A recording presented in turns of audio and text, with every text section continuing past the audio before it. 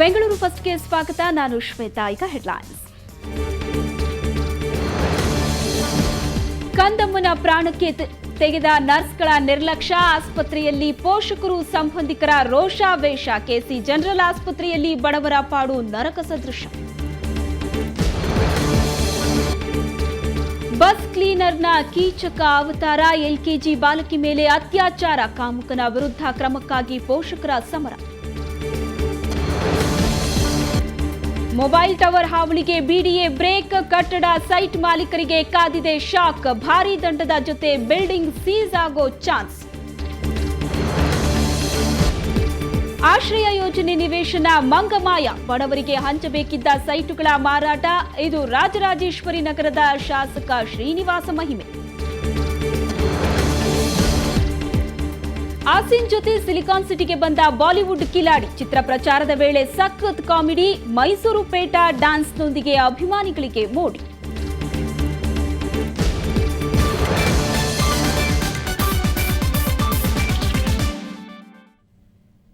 ಆ ಬಡ ದಂಪತಿ ಹುಟ್ಟಲಿರೋ ತಮ್ಮ ಶಿಶುವಿನ ಬಗ್ಗೆ ಬಗೆ ಬಗೆಯ ಕನಸನ್ನ ಕಂಡಿದ್ರು. ಅದೇ ಕನಸನ್ನ ಹೊತ್ತು ಡೆಲಿವರಿಗಾಗಿ ಮಲ್ಲೇಶ್ವರಂನ ಕೆಸಿ ಜನರಲ್ ಆಸ್ಪತ್ರೆಗೆ ಬಂದಿದ್ರು. ಆದರೆ ವೈದ್ಯರ ನಿರ್ಲಕ್ಷ್ಯದಿಂದಾಗಿ ಹುಟ್ಟಿದ ಕೆಲವೇ ತಾಸಿನಲ್ಲಿ ನವಜಾತ ಶಿಶುವಿನ ಪ್ರಾಣ ಪಕ್ಷಿ ಹಾರಿ ಹೋಗಿತ್ತು. ಇತ್ತ ರೊಚ್ಚಿಗೆದ್ದ ಪೋಷಕರು ಆಸ್ಪತ್ರೆಯಲ್ಲೇ ರೋಷಾವೇಶ ತೋರಿದ್ರು. ನರ್ಸ್ಗಳ ಜನ್ಮ ಜಾಲಾಡಿದ್ರು.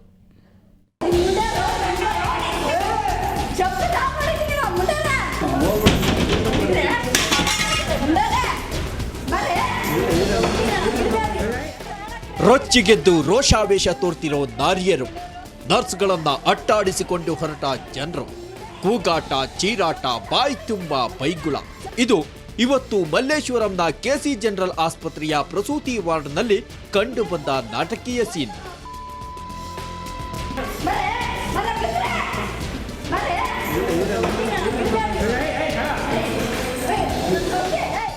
ಹೌದು, ಆಸ್ಪತ್ರೆಯಲ್ಲಿ ಸಿಸ್ಟರ್ಗಳ ಅಜಾಗರೂಕತೆ, ಹಣದಾಸೆಗೆ ಆಗಷ್ಟೇ ಹುಟ್ಟಿದ ಮಗುವೊಂದು ಬಲಿಯಾಗಿದ್ದು ಪೋಷಕರನ್ನ ಕೆರಳಿಸಿತ್ತು.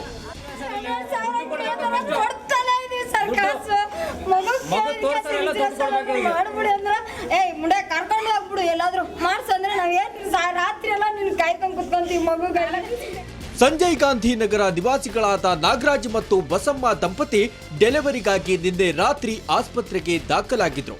ಇವತ್ತು ಮಧ್ಯಾಹ್ನ ಹೆರಿಗೆ ನೋವು ಕಾಣಿಸಿಕೊಂಡ್ರು ಡ್ಯೂಟಿಯಲ್ಲಿದ್ದ ನರ್ಸ್ಗಳಾದ ಗೌರಿ ಹಾಗೂ ಅಮಾಯಮ್ಮ ಸ್ಪಂದಿಸಲಿಲ್ಲ. ಹೀಗಾಗಿ ಮಗು ಮೃತಪಟ್ಟಿತು ಅನ್ನೋದು ಪೋಷಕರ ಆರೋಪ. ಅಷ್ಟೇ ಅಲ್ಲ, ಲಂಚಕ್ಕಾಗಿ ಪೀಡಿಸೋ ನರ್ಸ್ಗಳು ಒಬ್ಬೊಬ್ಬರಿಗೆ ಒಂದೊಂದು ರೀತಿ ಟ್ರೀಟ್ ಮಾಡಿದ್ರೆ ಬಡವರು ಎಲ್ಲಿಗೆ ಹೋಗಬೇಕು ಅನ್ನೋದು ಪೋಷಕರು ಹಾಗೂ ಸಂಬಂಧಿಕರ ಅಳಲು. ಬೇರೆ ಹಾಸ್ಪಿಟ್ಲಿಗೆ ನೋಡಿಲ್ವಾ? ಬೆಳಗ್ಗೆಯಿಂದ ನಾವು ಎಷ್ಟಂತ ನೋಡಿಲ್ವಾ ನೀನು? ನನಗೆ ಸ್ವಲ್ಪ ಸಿಟ್ಟು ಬಂತು. ಏನು ಮೇಡಮ್, ನಾವು ರಾತ್ರಿ 11 ಗಂಟೆಗೆ ಬಂದ್ವಿ, ಎಲ್ಲರಿಗೂ ಡೆಲಿವರಿ ಆಗಿ ಅವ್ರವ್ರು ವಾರ್ಡ್ಗೆ ಹೋಗ್ಬಿಟ್ರು. ನಾವು ಇನ್ನೂ ಇಲ್ಲೇ ಇದ್ದೀವಿ. ಆ ಇಂಜೆಕ್ಷನ್ ತಂಬ, ಈ ಇಂಜೆಕ್ಷನ್ ತಂಬ ಅಂತ ತಂದು ಕೊಟ್ಟಿದ್ದೆಲ್ಲ ಬೇರೆಯವ್ರಿಗೆ ಹಾಕ್ತೀರಾ ಇಂಜೆಕ್ಷನು. ನಮ್ಮ ಹುಡುಗಿಗೆ ನೀನು ಇಂಜೆಕ್ಷನ್ ಹಾಕಿಲ್ಲ, ನಮ್ಮ ಹುಡುಗಿಗೆ ನೀನು ಟಚ್ಚೂ ಮಾಡಿಲ್ಲ. ಲಂಚ 5,000 ಕೇಳಿದ್ರು ಅವರು ಡುಮ್ಮಿ ಡಾಕ್ಟ್ರು. ಇನ್ನು ಕರ್ತವ್ಯ ನಿರ್ಲಕ್ಷ್ಯ ಮಾಡಿದ ನರ್ಸ್ಗಳ ವಿರುದ್ಧ ಕ್ರಮ ಕೈಗೊಳ್ಳುವಂತೆ ಪೋಷಕರು ಹಿರಿಯ ಅಧಿಕಾರಿಗಳನ್ನ ಒತ್ತಾಯಿಸಿದ್ರು. ಆದ್ರೆ ಅವರು ಮಾತ್ರ ಏನೂ ಆಗಿಲ್ಲ ಎನ್ನುವಂತೆ ತಿಪ್ಪೆ ಸಾರಿದ್ರು. ನಾರ್ಮಲ್ ಡೆಲಿವರಿನೇ ಆಗಿದೆ, ಆದರೆ ಮಗು ಸತ್ತು ಹುಟ್ಟಿರ್ತದೆ ಅಂತ ಇದಿದೆ. ಇದಕ್ಕೋಸ್ಕರ ಹೇಳ್ತಾ ಇದ್ದಾರೆ. ಇದರಲ್ಲಿ ಯಾವುದೇ ಥರದ ನೆಗ್ಲಿಜೆನ್ಸ್ ಅಂತ ಏನು ಹೇಳೋದಕ್ಕೆ ಆಗೋದಿಲ್ಲ. ಯಾಕೆಂದರೆ ಆ ಮಗುವಿಗೆ ಕೊರಳ ಸುತ್ತು 4 ಸುತ್ತು ಅಂಬಿಲಿಕಲ್ ಕಾರ್ಡ್ ಸುತ್ತಕೊಂಡಿದ್ದು ಕಂಡು ಬಂದಿತ್ತು. ಹೀಗಾಗಿ ಕೊನೆಗೆ ರೊಚ್ಚಿಗೆದ್ದ ಪೋಷಕರು ನರ್ಸ್ಗಳನ್ನ ಹಿಡಿಯಲು ಓಡಾಡಿಸಿಕೊಂಡು ಹೋದ್ರು. ಬಾಗಿಲುಗಳನ್ನ ಒದ್ದು ಬೈಗುಳಗಳ ಸುರಿಮಳೆಗರೆದು ತಮ್ಮ ನೋವು, ಅಸಹಾಯಕತೆ ಹೊರಹಾಕಿದ್ರು.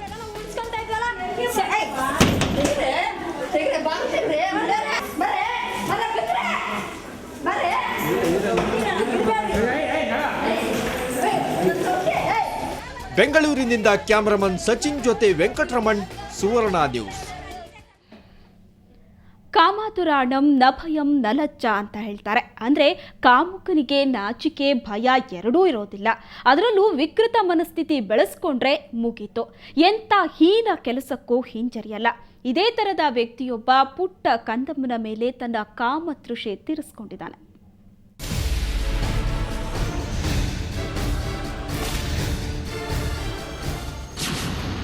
LKG ವಿದ್ಯಾರ್ಥಿನಿ ಮೇಲೆ ಅತ್ಯಾಚಾರ. ಬಾಲಕಿಯೆಂದು ನೋಡದೆ ಎರಗಿದ ಕೀಚಕ. ಬಸ್ ಕ್ಲೀನರ್ನ ಕಿರಾತಕ ಕೃತ್ಯ. ಬೆಂಗಳೂರಿನ ನಾಗರಭಾವಿಯಲ್ಲಿರೋ ಸಂತ ಸೋಫಿಯಾ ಕಾನ್ವೆಂಟ್ ಎದುರು ಇವತ್ತು ದೊಡ್ಡ ರಾದ್ಧಾಂತವೇ ನಡೆದು ಹೋಯಿತು. ಶಾಲೆಯಲ್ಲಿ ಓದುತ್ತಿರೋ ಮಕ್ಕಳ ಪೋಷಕರು ಮತ್ತು ಸ್ಥಳೀಯರು ಒಟ್ಟೊಟ್ಟಾಗಿ ಜಮಾಯಿಸಿ ಪ್ರತಿಭಟನೆ ನಡೆಸುತ್ತಿದ್ರು. ಪ್ರಾಂಶುಪಾಲರ ವಿರುದ್ಧ ಧಿಕ್ಕಾರ ಕೂಗಿದ್ರು. ಇಷ್ಟಕ್ಕೂ ಇದಕ್ಕೆಲ್ಲ ಕಾರಣವಾಗಿದ್ದು ಈ ಕ್ಲೀನರ್ ಸಾಬಣ್ಣ ಮಾಡಿದ ಕಿರಾತಕ ಕೀಚಕ ಕೃತ್ಯ. ಹೌದು, ಈತ ಇದೇ ಶಾಲೆಯಲ್ಲಿ ಓದುತ್ತಿದ್ದ 5 ವರ್ಷದ ಬಾಲಕಿ ಶಿಬ್ಗಾ ಮೇಲೆ ಅತ್ಯಾಚಾರ ಮಾಡಿ ಕಳೆದ 1 ತಿಂಗಳಿಂದ ಕಾಮತೃಷೆ ತೀರಿಸಿಕೊಂಡಿದ್ದಾನೆ. ಅದ್ರ ವಿಚಾರವಾಗಿ ನಾವೆಲ್ಲ ಬಂದು ವಿಚಾರಿಸಕ್ಕೆ ಹೋದರೆ ಅವನು ತಪ್ಪಿಸ್ಕೊಂಡು ಹೊಟ್ಟೋಗಿದ್ದಾನೆ. ಈಗ ಅವನು ಎಲ್ಲಿದ್ದಾನೆ ಅಂತ ಗೊತ್ತಿಲ್ಲ, ಹುಡುಕ್ತಾ ಇದ್ದಾರೆ. ನಾವು ಅವನ್ನ ಕರೆಸಿ ಒಂದು ಪೊಲೀಸ್ ಕಂಪ್ಲೇಂಟ್ ಕೊಡಿ ಅಂತ ಹೇಳಿದ್ದೀವಿ. ಯಾರಿಗೆ? ಪ್ರಿನ್ಸಿಪಾಲ್ಗೆ ಹೇಳಿದ್ದೀವಿ. ಪ್ರಿನ್ಸಿಪಾಲ್ ಇದುವರೆಗೂ ಒಂದು ಪೊಲೀಸ್ ಕಂಪ್ಲೇಂಟ್ ಕೊಟ್ಟಿಲ್ಲ. ಗ್ಯಾರಂಟಿ ಅವನನ್ನು ಸುಮ್ಮನೆ ಬಿಡಲ್ಲ. ಅವ್ನು ಬರಲಿ, ಅವ್ನು ಬರಬೇಕು, ಗೊತ್ತಾಗಬೇಕು, ಅವ್ನು ಯಾರಂತ ನಮಗೆ ಗೊತ್ತಾಗಬೇಕು. ನಾವು ಕಾಯ್ತಿದ್ದೀವಿ. ಅವ್ನು ಸಿಕ್ಕಿಲ್ಲ, ಇಲ್ಲಿವರೆಗೂ ಸಿಕ್ಕಿಲ್ಲ. ಅಂದಹಾಗೆ ಸಾಬಣ್ಣ ಮೂಲತಃ ಗುಲ್ಬರ್ಗಾ ನಿವಾಸಿ. ಕಳೆದ 4 ತಿಂಗಳಿಂದ ಸಂತ ಸೋಫಿಯಾ ಶಾಲೆಯಲ್ಲಿ ಬಸ್ ಕ್ಲೀನರ್ ಆಗಿ ಕೆಲಸ ಮಾಡ್ತಿದ್ದ. ಸದ್ಯ ಜ್ಞಾನಭಾರತಿ ಪೊಲೀಸರು ಸಾಬಣ್ಣನನ್ನ ವಶಕ್ಕೆ ತೆಗೆದುಕೊಂಡು ತನಿಖೆ ಮುಂದುವರೆಸಿದ್ದಾರೆ. ಈ ದಿನ ಸೋಫಿಯಾ ಕಾನ್ವೆಂಟ್ ನಾಗರಭಾವಿ ಶಾಲೆಯಲ್ಲಿ 4 ವರ್ಷದ ಮಗುವೊಂದರ ಮೇಲೆ ಸೆಕ್ಸುಯಲ್ ಹ್ಯಾರಾಸ್ಮೆಂಟ್ ಆಗಿದೆ ಅಂತೇಳಿ ಅವರ ಪೇರೆಂಟ್ಸು ದೂರು ಕೊಟ್ಟಿದ್ದಾರೆ. ನಾವು ಕಾನೂನು ರೀತಿ ಕ್ರಮ ತೆಗೆದುಕೊಂಡು ಮುಂದಿನ ತನಿಖೆಯನ್ನು ಕೈಗೊಂಡಿದ್ದೀವಿ. ಆರೋಪಿಯನ್ನು ಸಹ ಅರೆಸ್ಟ್ ಮಾಡಿದ್ದೀವಿ. ಇದೇ ಶಾಲೆಯಲ್ಲಿ ಈ ಹಿಂದೆಯೂ 1-2 ಬಾರಿ ಇಂಥ ಘಟನೆ ನಡೆದಿದೆ ಅನ್ನೋದು ಸ್ಥಳೀಯರ ಮಾತು. ಏನೇ ಆಗ್ಲೇ ಮಗಳ ಸಮಾನಳಾದ ಪುಟ್ಟ ಬಾಲಕಿಯನ್ನು ಬಿಡದೆ ಈ ಕಿರಾತಕ ಕಾಮತೃಷೆ ತೀರಿಸಿಕೊಳ್ಳಲು ಬಳಸಿಕೊಂಡಿರೋದು ನಿಜಕ್ಕೂ ಅಸಹ್ಯಕರ, ಅಮಾನುಷ. ಇನ್ನಾದ್ರೂ ಇಂಥ ಕೀಚಕರಿಗೆ ತಕ್ಕ ಶಿಕ್ಷೆ ನೀಡಿ ಬುದ್ಧಿ ಕಲಿಸಬೇಕಿದೆ. ಬೆಂಗಳೂರಿನಿಂದ ಕ್ಯಾಮರಾ ಪರ್ಸನ್ ವೆಂಕಟ್ ಜೊತೆ ಅಶ್ವಥ್ SN, ಕ್ರೈಮ್ ಬ್ಯೂರೋ, ಸುವರ್ಣ ನ್ಯೂಸ್. ನಿಮ್ಮ ಮನೆ ಮೇಲೆ ಅಥವಾ ಸೈಟ್ನಲ್ಲಿ ಮೊಬೈಲ್ ಟವರ್ ಇದೆಯಾ? ಹಾಗಾದ್ರೆ BDA ಶಾಕ್ ಎದುರಿಸೋದಕ್ಕೆ ರೆಡಿಯಾಗಿರಿ. ಯಾಕಂದ್ರೆ ಸಿಲಿಕಾನ್ ಸಿಟಿಲಿ ನಾಯಿ ಕೊಡಗಳಂತೆ ತಲೆ ಎತ್ತಾ ಇರೋ ಮೊಬೈಲ್ ಟವರ್ಗಳ ಹಾವಳಿಗೆ ಬ್ರೇಕ್ ಹಾಕೋದಕ್ಕೆ ಪಾಲಿಕೆ ಮುಂದಾಗಿದೆ. ಭಾರೀ ದಂಡದ ಜೊತೆಗೆ ಅಂತಹ ಕಟ್ಟಡಗಳ ಮುಟ್ಟುಗೋಲಾಗೋ ಸಾಧ್ಯತೆ ಕೂಡ ಇದೆ.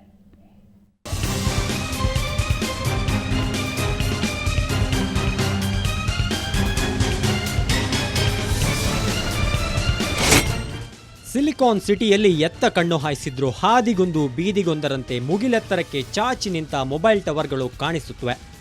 ಖಾಲಿ ಜಮೀನು, ಮನೆ, ಮಳಿಗೆಗಳ ಟೆರೆಸ್, ಎಲ್ಲೆಲ್ಲೂ ಟವರ್ಗಳದ್ದೇ ದರ್ಬಾರ್. ಹಣದಾಸೆಗೆ ಟವರ್ಗಳನ್ನು ಹಾಕಿಸಿಕೊಳ್ಳೋರ ಸಂಖ್ಯೆ ಸಹ ಹೆಚ್ಚಾಗಿದೆ. ಆದರೆ ಇವುಗಳು ಹೊರಸೂಸೋ ರೇಡಿಯೇಷನ್ನಿಂದ ಜನರ ಆರೋಗ್ಯದ ಮೇಲೆ ದುಷ್ಪರಿಣಾಮವಾಗ್ತಿದೆ. ಹೀಗಾಗಿ ಕೊನೆಗೂ ಎಚ್ಚೆತ್ತ BDA ತನ್ನ ವ್ಯಾಪ್ತಿಯಲ್ಲಿರೋ ಟವರ್ಗಳಿಗೆ ಬ್ರೇಕ್ ಹಾಕಲು ಮುಂದಾಗಿದೆ. BDA ಜಾಗದಲ್ಲಿ ಅಥವಾ BDA ಜಾಗದಲ್ಲಿ ಕಟ್ಟಿದ ಕಟ್ಟಡಗಳ ಮೇಲೆ ಟವರ್ ಹಾಕಿಸಿದ್ದರೆ ಅಂತ ಕಟ್ಟಡದ ವಿರುದ್ಧ ಕ್ರಮ ಕೈಗೊಳ್ಳಲಿದೆ. ಕಟ್ಟಡ ಅಥವಾ ಜಾಗದ ಮಾಲೀಕರಿಗೆ ದಂಡ ಹಾಕುವುದಲ್ಲದೆ ಕಟ್ಟಡದ ಸಮೇತ ಜಾಗವನ್ನು ಮುಟ್ಟುಗೋಲು ಹಾಕಿಕೊಳ್ಳಲು BDA ಕಾನೂನಾತ್ಮಕ ದಾರಿ ಹುಡುಕಿಕೊಂಡಿದೆ. 1984ರ ನಿವೇಶನ ಹಂಚಿಕೆ ನಿಯಮಾವಳಿ ಪ್ರಕಾರ BDA ಈ ಕ್ರಮ ಕೈಗೊಳ್ಳಲಿದೆ. ರೆಸಿಡೆನ್ಷಿಯಲ್ ಸೈಟ್ಗಳಲ್ಲಿ ಮತ್ತು ಮನೆಗಳ ಮೇಲೆ ಮೊಬೈಲ್ ಟವರ್ಗಳನ್ನು ಹಾಕಿಕೊಂಡಿದ್ದಾರೆ ಅಂತ ಒಬ್ಬರು RTI ಕಾರ್ಯಕರ್ತರು ಒಂದು ಅರ್ಜಿ ಸಲ್ಲಿಸಿ ಕೇಳಿದರು. ಇದನ್ನು ನೋಡಿದಾಗ ಕೆಲವು ರೆಸಿಡೆನ್ಷಿಯಲ್ ಸೈಟ್ಗಳಲ್ಲಿ ಮತ್ತು ಕೆಲವು ಮನೆಗಳ ಮೇಲೆ ಮೊಬೈಲ್ ಟವರ್ಗಳನ್ನು ಹಾಕಿಕೊಂಡಿದ್ದಾರೆ ಅಂತ ಹೇಳೋದು ಹೌದು ಅಂತ ತಿಳಿದು ಬಂತು. ಈ ವಿಷಯಕ್ಕೆ ಸಂಬಂಧಪಟ್ಟಂತೆ ನಮ್ಮ BDA ವ್ಯಾಪ್ತಿಯಲ್ಲಿರುವಂಥ ಅಂಥ ಎಷ್ಟು ಟವರ್ಗಳು ಸೈಟ್ಗಳಲ್ಲಿ ಅಥವಾ ಮನೆಗಳ ಮೇಲೆ ಇದೆ ಅಂತ ಹೇಳುವುದನ್ನು ಕೂಡಲೇ ಪರಿಶೀಲಿಸಿ ವರದಿ ಮಾಡುವಂತೆ ನಮ್ಮ ಇಂಜಿನಿಯರ್ಗಳಿಗೆ ನಾನು ತಿಳಿಸಿದ್ದೇನೆ. ಮೊಬೈಲ್ ಟವರ್ಗಳ ಹಾವಳಿ ಬಗ್ಗೆ RTI ಕಾರ್ಯಕರ್ತ ಶಿವಕುಮಾರ್ ಎಂಬುವರು BDA ಗಮನ ಸೆಳೆದಿದ್ರು. ಇನ್ಮುಂದೆ ಮೊಬೈಲ್ ಟವರ್ನಿಂದ ಕಿರಿಕಿರಿ ಅನುಭವಿಸೋರು ನೇರವಾಗಿ ಜಮೀನು ಮಾಲೀಕರ ವಿರುದ್ಧ BDAಗೆ ದೂರು ಕೊಡಬಹುದಾಗಿದೆ. ಹಾಗಾಗಿ BDA ವ್ಯಾಪ್ತಿಯಲ್ಲಿರೋ 80%ಕ್ಕೂ ಹೆಚ್ಚು ಟವರ್ಗಳು ತೆರವಾಗುವ ಸಾಧ್ಯತೆ ಇದೆ. ಭಾರತದ ಇತಿಹಾಸದಲ್ಲಿ ಅಂತ ನಾವು ಹೇಳ್ಬೋದು, ಒಂದು BDA ಒಂದು ಒಳ್ಳೆಯ ಹೆಜ್ಜೆ ಜನರ ಪರವಾಗಿ ತೊಗೊಂಡಿದೆ. ಮೊಬೈಲ್ ಟವರ್ನ ಹಿಂಗೆ ಹೊಡೆದು ತಳ್ಳೋಕ್ಕಾಗದೇ ಇರೋ ಈ ಕಾನೂನು ಪ್ರಕಾರ ತಳ್ಳೋದಕ್ಕೆ ಒಂದು ಪರೋಕ್ಷವಾಗಿ ಒಂದು ಇದು ಒಂದು ಆ್ಯಕ್ಟ್ನ ಉಪಯೋಗ ಮಾಡಿದೆ. ಇದು ದೇಶದ ಇತಿಹಾಸದಲ್ಲೇ ಒಂದು ಬೆಂಗಳೂರು ಅಭಿವೃದ್ಧಿ ಪ್ರಾಧಿಕಾರ ಜನಪರವಾಗಿ ಮಾಡಿದೆ. ದೇಶದಲ್ಲೇ ಪ್ರಪ್ರಥಮ ಬಾರಿಗೆ ಮೊಬೈಲ್ ಟವರ್ಗಳ ವಿರುದ್ಧ ಬಿಡಿಎ ಮಹತ್ವದ ಆದೇಶ ಹೊರಡಿಸಿದೆ. ಈ ನಿರ್ಧಾರದಿಂದ ಸಿಲಿಕಾನ್ ಸಿಟಿಯಲ್ಲಿ ಟವರ್ಗಳ ಸಂತತಿ ಕಡಿಮೆಯಾಗುತ್ತೆ ಅನ್ನೋದು ಖುಷಿಯ ವಿಚಾರ.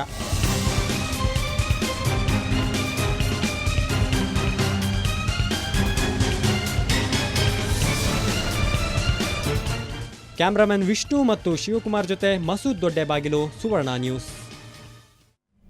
ಬ್ರೇಕ್ನ ನಂತರ ಬೆಂಗಳೂರು ಫಸ್ಟ್ ಮುಂದುವರಿಯುತ್ತೆ.